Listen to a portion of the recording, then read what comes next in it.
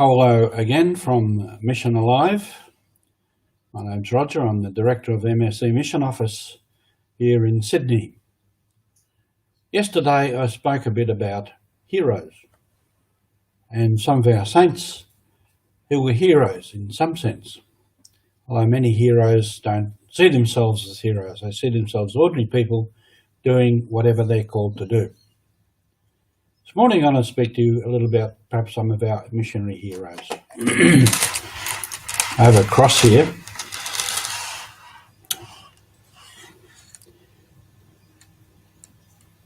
You can see it has Sacred Heart on it. And it was in our possession here in the mission office. And I often wondered who it belonged to. So I did a bit of research and I found photos of some of our old missionary bishops. And yesterday I found one of Bishop Vesters, Gerard Vesters, who was the bishop in Rabaul, or as it was then called New Pomerania. He was the second bishop of Rabaul. The first bishop was Bishop Louis Coupe, who began his missionary life at Yule Island on the Papuan side of the country, and then was made Bishop of Rabaul. These were people, in those days, the missionaries, left Europe and left for good. It literally was, leave everything and come follow me. They left their country, their culture, their home, their families, everything that was theirs in their home country. And they went to a place far across the world, totally different climate, totally different people. Different people living a different culture, a different way of life, a different set of beliefs.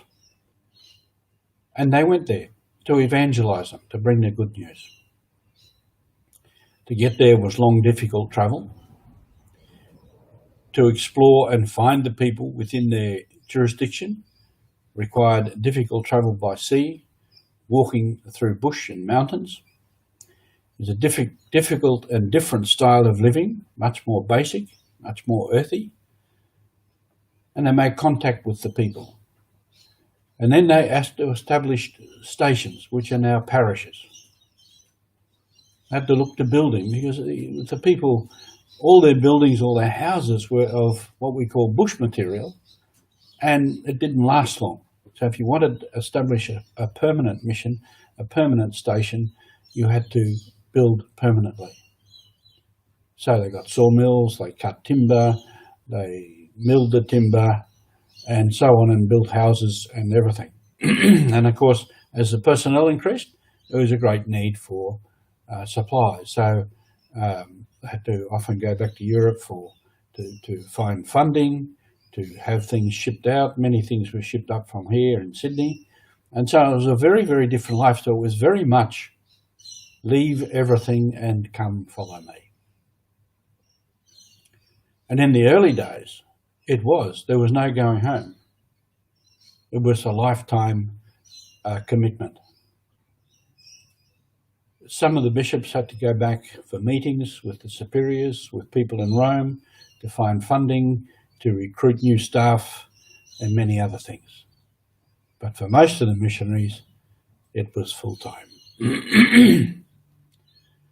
Until, I think, after the Second World War, they were allowed to go home every 10 years. Now, because of the war, there was a lot of lack of personnel and replacements. So some of them had to stay even longer. But that's another story. So we can reflect on mission.